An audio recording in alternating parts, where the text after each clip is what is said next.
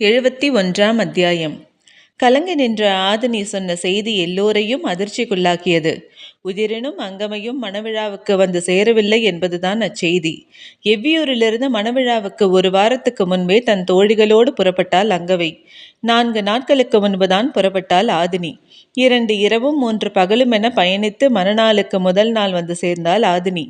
அவள் வந்த பொழுது விருந்தினர்களின் பெருங்கூட்டம் வேட்டுவன் பாறைக்கு வந்து சேர்ந்திருந்தது. பரம்பு நாடு 400க்கும் மேற்பட்ட ஊர்களை கொண்டது. எல்லா ஊர்களிலிருந்தும் நீலன் மயிலா திருமணத்திற்கு மக்கள் வந்து சேர்ந்திருந்தனர். தொலைவில் உள்ள ஊர்களிலிருந்து ஓரிருவரும், அருகில் இருந்த ஊர்களிலிருந்து பலரும் வந்து சேர்ந்திருந்தனர். தன் கூட்டத்தோடு ஆதினி வந்த பொழுது வேட்டுவன் பாறை மக்கட்கூட்டத்தால் திணறி கிடந்தது.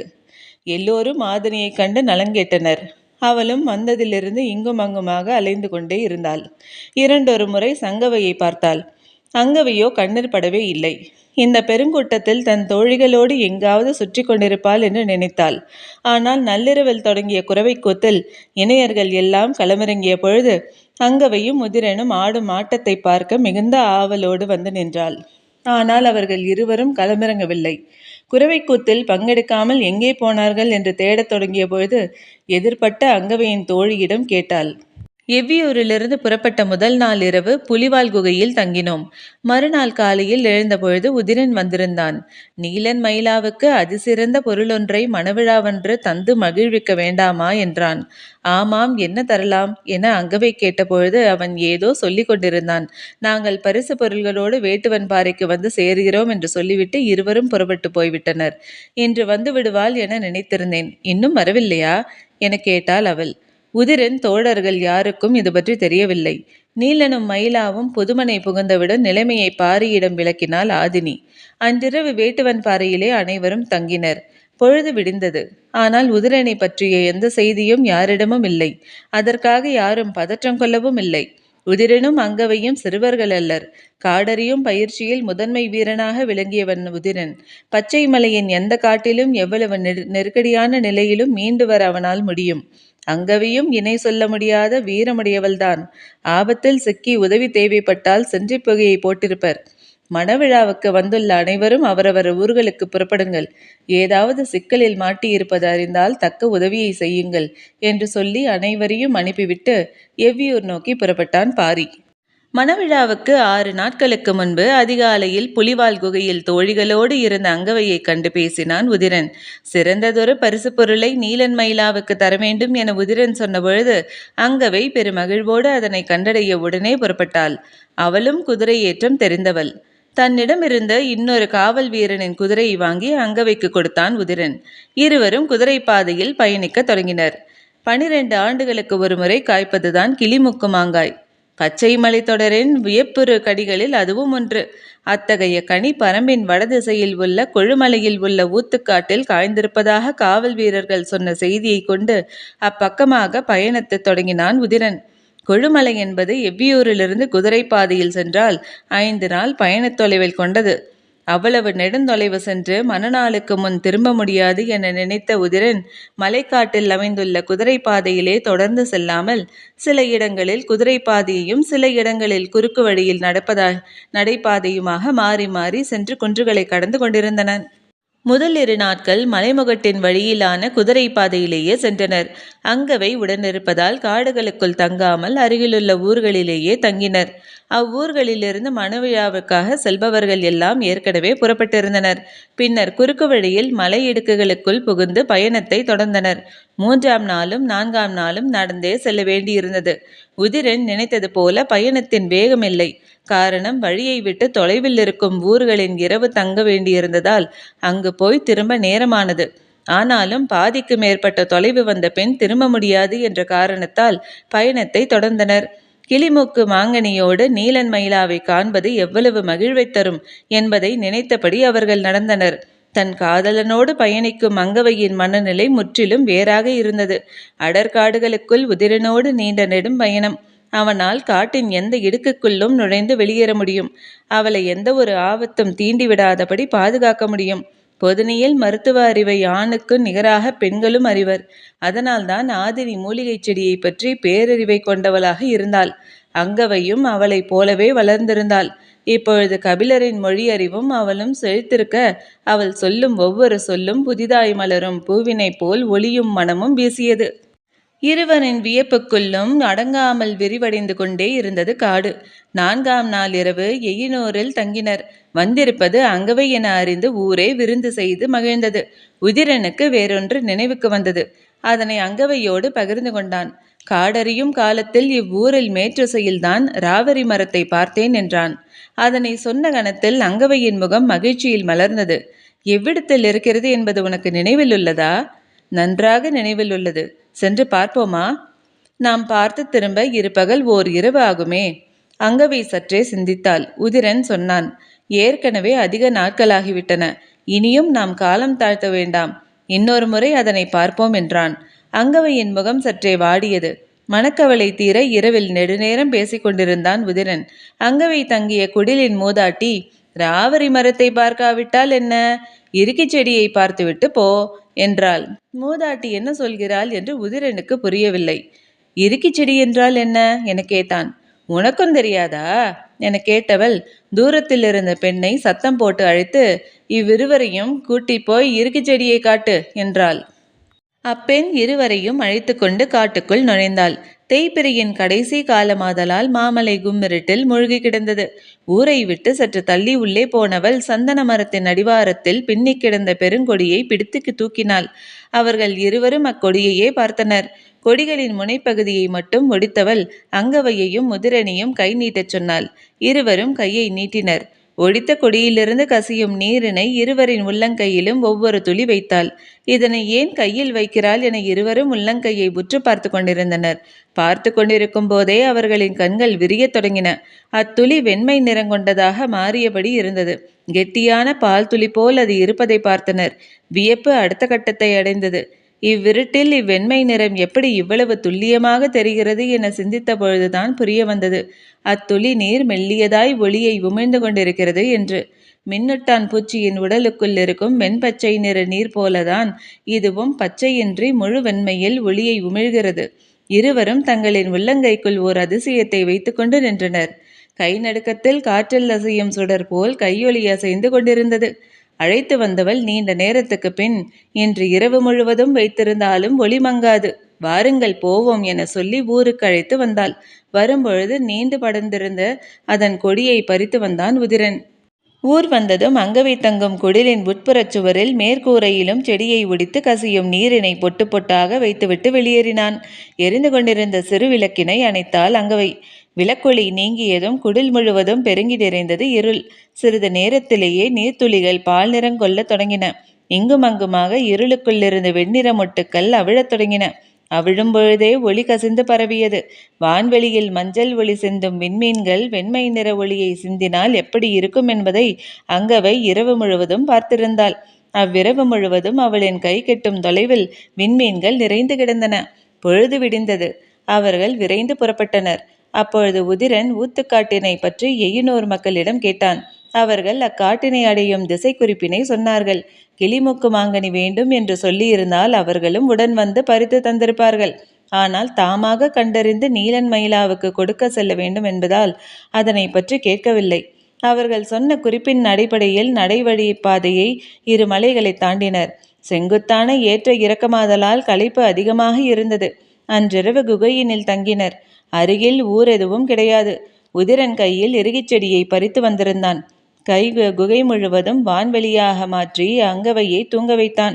குகை வாயிலில் இரவு முழுவதும் விழித்திருந்தான். அதிகாலை அவள் எழுந்ததும் சிறிது நேரம் அவன் உறங்கினான். வெயில் ஏறத் தொடங்கிய போது அவர்கள் வேக வேகமாக நடந்து கொண்டிருந்தனர். ஊத்துக்காட்டுக்குள் உச்சி பொழுதில் நுழைந்தனர். நீண்டு கிடக்கும் மலைமடிப்பின் 2 பக்கச் சரிவிலும் பரவி கிடப்பதுதான் ஊத்துக்காடு. காட்டின் நடுவில் ஊடறுத்து ஓடிக்கொண்டிருந்தது எழுவனாறு. அகலமான இவ்வாற்றில் ஒரு துளி நீர் இல்லை. கோடையின் வெக்கையில் மணத்துகள்கள் மின்னிக் கொண்டிருந்தன. இருவரும் ஒவ்வொரு மரமாக உற்று பார்த்தபடி நடந்து கொண்டிருந்தனர். எண்ணற்ற மாமரங்கள் இருந்தன. அவை எதிலும் கிளிமூக்கு மாங்கனி இல்லை. மரத்தை பார்த்தபடியே இங்கும் அங்குமாக நடந்தனர். கொடுங்கோடையாதலால் செடி கொடிகள் வதங்கி போயிருந்தன. பச்சை மலையின் அடிவார குன்று பகுதிகள் இவை. எனவே வெக்கையின் தாக்கம் கடுமையாகவே இருந்தது. நன்கு படர்ந்து விரிந்திருந்த மாமரத்தின் அடிவாரத்தில் ஓய்வெடுக்கலாம் என அமர்ந்தனர்.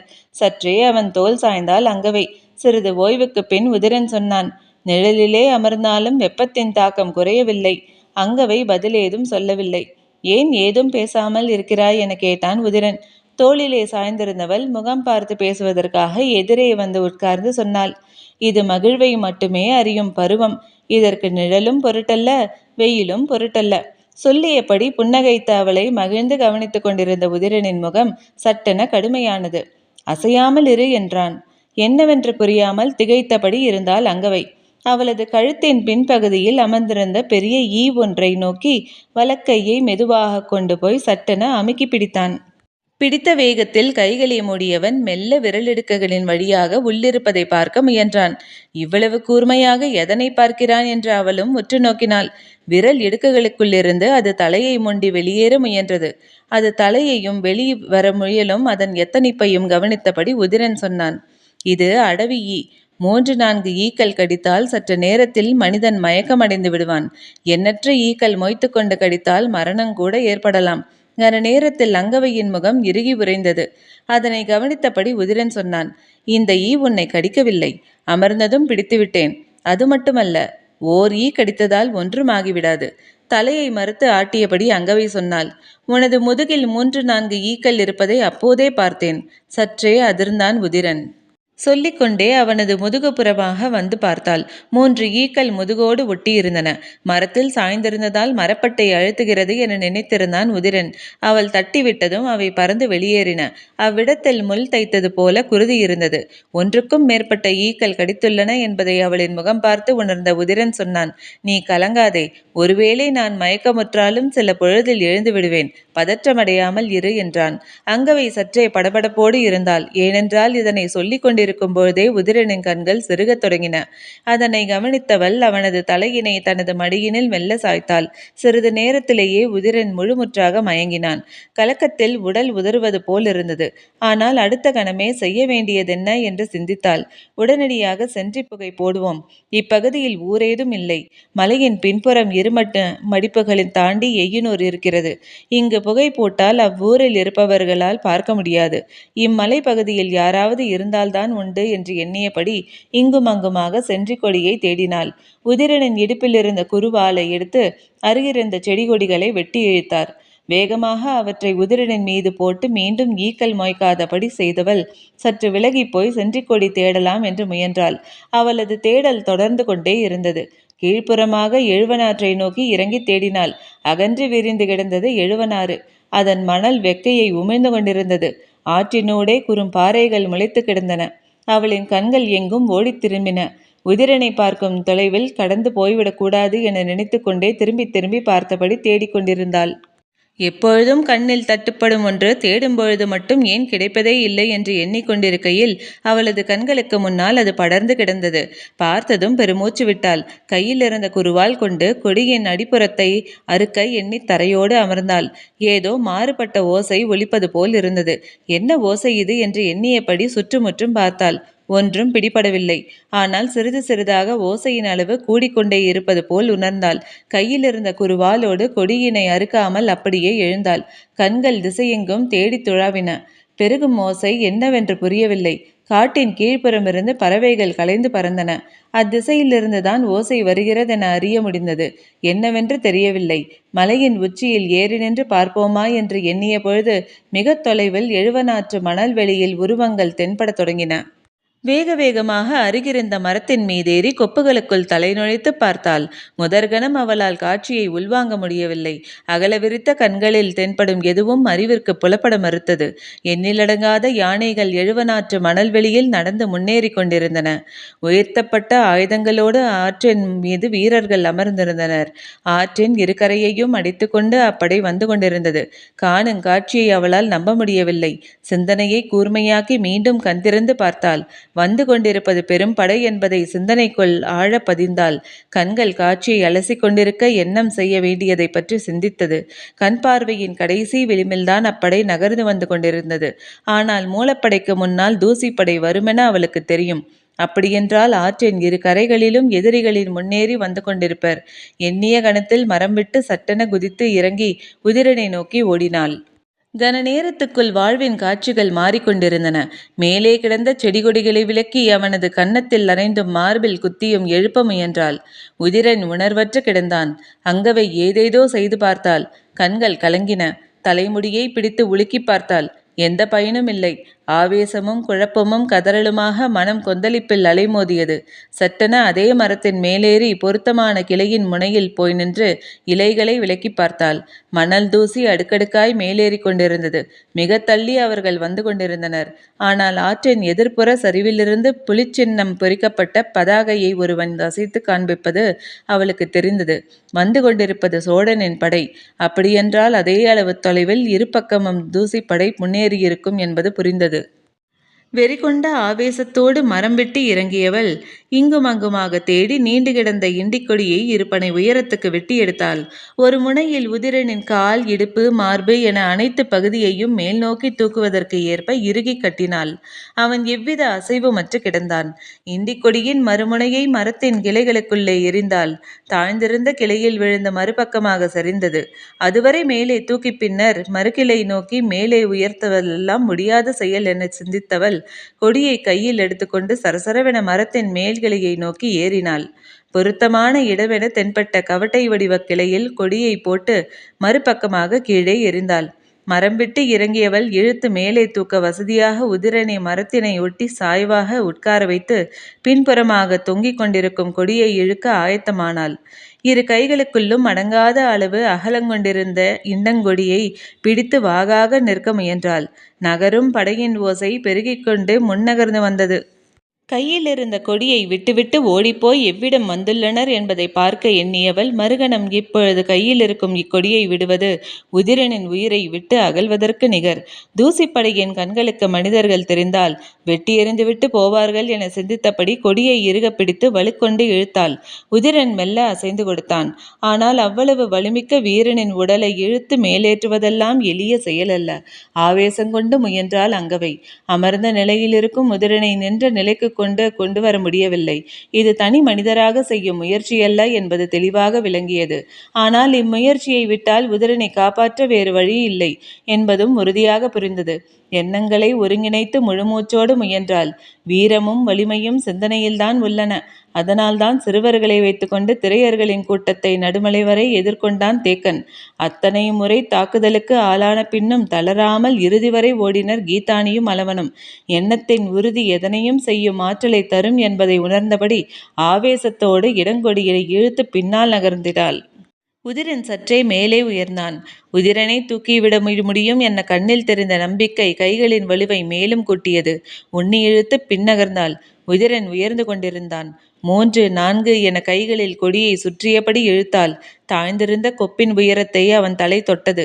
கொடியை அருகிருந்த மரத்தில் இழுத்து கட்டிவிட்டு வேகமாக வந்து மேலேறினாள். இவ்வுயரத்தில் இருந்தால் மரத்துக்கு கீழே யார் வந்தாலும் எளிதாக பார்த்துவிட முடியும். எனவே மேலே உள்ள கிளைக்கு கொண்டு போனால்தான் அவனை மறைக்க முடியும் என தோன்றியதும் மீண்டும் கீழிறங்கி வந்து இழுக்க முயன்றாள். கைகளில் வலு போதவில்லை. என்ன செய்வதென்று புலப்படவில்லை. படையின் பேரோசை மலையெங்கும் அதிர்ந்து பரவியது. கைகளை தளர்த்தாமல் மூச்சினை இழுத்தாள். மனம் கொற்றவையை வணங்கியது. போர் தெய்வத்தின் ஆவேசத்தை கேட்டு மன்றாடினாள். மூடிய கண்களுக்குள் செம்பாதேவியின் நினைவு வந்தது. பற்களை நரநரவென கடித்தபடி புலிக்கொடியை கிழித்து எறியும் ஆவேசம் கொண்டாள். செம்பாதேவி என மனம் கதற அடக்க முடியாத ஆற்றலோடு இனங்கொடியை இழுத்து தள்ளினாள். உதிரன் மேற்கிளையில் முட்டி நின்றான். கொடியை மீண்டும் கட்டிவிட்டு மரமேறி உச்சிக்கு போனாள். கிளையின் பிளவில் பொருத்தமான அவனை உட்கார வைத்து கவட்டையோடு சேர்த்து அவனை கட்டினாள். கீழ்ப்புறமிருந்து பார்த்தால் தெரியாத அளவு கொப்புகளை ஒடித்து செருகி மறைத்தாள். இண்டங்கொடி முழுவதையும் மேல் நோக்கி இழுத்து கொண்டாள். படையோசை எங்கும் கேட்டது. காடெங்கும் பறவைகள் கலைந்து பறந்தன. அடர்கிளைகளை மெல்ல விலக்கினாள். கிளி ஒன்று முகத்தில் கொத்துவது போல் இருந்தது. தலையை பின்புறமாக இழுத்து கொண்டு பார்த்தாள். அது கிளிமூக்கு மாங்கனி. மரத்தின் உச்சி கிளையில் காய்ந்து தொங்கிக் கொண்டிருந்தது. ஆடுங்கனியை இடக்கையால் விலக்கி பார்த்தாள். தூசிப்படையினர் முன்னேறி வந்து கொண்டிருந்தனர். இத்துடன் அத்தியாயம் முடிவடைந்தது. நன்றி.